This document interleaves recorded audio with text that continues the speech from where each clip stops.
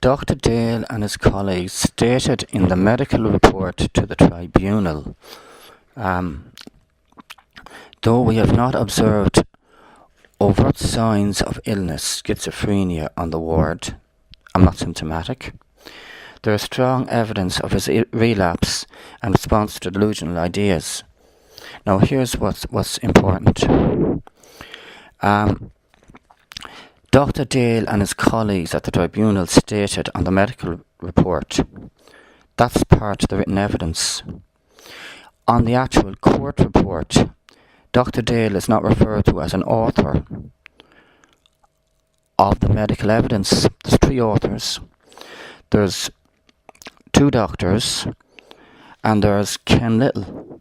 I may be wrong on this, I'm going to double check now, but I don't see him as an author of the written evidence on which the tribunal based its decision. So, why is he...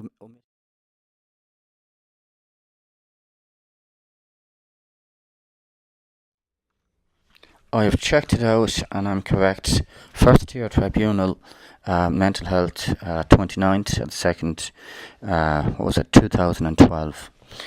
Written evidence, Dr. Armanyous, Armanyous, Mr. Onyekawali, and also Mr. Little, Ken Little. That's the written evidence, which will include the medical report. Now, those are the authors of the written evidence. Why was Dr. Dale, as an author, omitted in the court report as an author of the written evidence? You can say that's a typo, but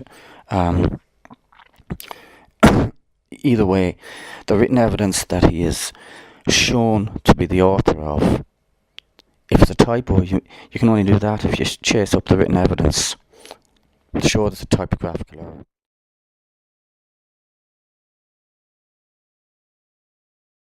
Dr. Jolly states that in his interview with me, I was asked on first being admitted to the hospital, do ideas pop into your head?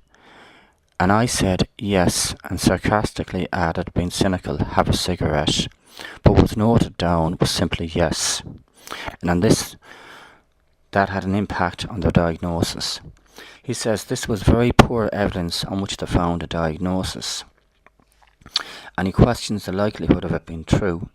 Now he's going with the argument of likelihood as to how best to decide whether or not this is the basis of me being asked. Seeing as there's a lack of documentation on admission 1, and the only record or indication of the truth is an eyewitness account, and that's the basis on which the likeliness of it is to be measured. The eyewitness account was me, and they said, do ideas pop into your head?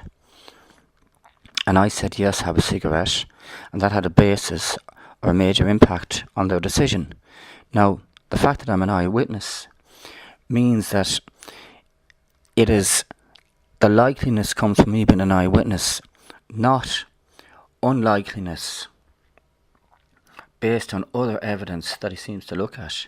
If he looks at the actual evidence that's there, that's me, he'll find that it's likely that they'd based the decision on it, because I was there at the time.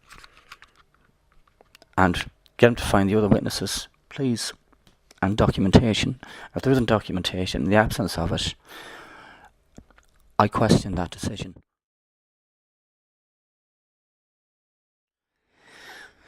Further, in looking at the answer in this issue, it said that I was very paranoid and anxious and blocked the door of a ward to Dr. Armanyous. Now, I remember that. I didn't block the door. He was walking out, and as he walked out, I talked to him. He answered my question and continued on his way. There was no blocking of the door. But in the actual tribunal hearing, when they were talking about it, they said that in talking to him for a minute, that was another example of me hostage taking Then I talked to him for a minute, and I took up a minute of his time. They made out that in the report that was written, I took him hostage. Now, that's a false accusation of hostage taking, and I didn't block him at the door. I talked to him for a minute about my care. I just asked him a question, and he stopped, and he went on his way. So there was no blocking at the door. And at the tribunal hearing, they said that so-called blocking at the door that didn't exist was hostage. There may be a misunderstanding here as well with this issue. It relates to Dr. Qureshi at the surgery. And she said, I appeared to be vague and confused and used neologisms, whatever that is. Anyhow, vague, confused and negligisms and all of that.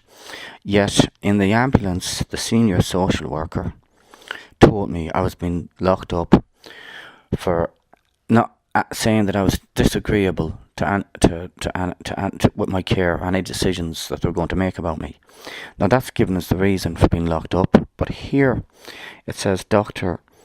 Qureshi said I was locked up for being vague and confused and other reasons. Now, if there are other reasons, and Dr. Qureshi says it, does that mean that there's a documentation of her assessment that's different to the senior social worker? And if it is, and if it's a report about her assessing me at Richwood Gate, that's nothing to do with me being disagreeable with my care, but that question was asked. Could I have a copy of that report and look at it? And could I have her account compared with the account of the doctor that was there, the GP, Dr. Willis, to see if there's any contradictions or to clear things up? Thank you very much. I'm not. Why? I shouldn't be doing this.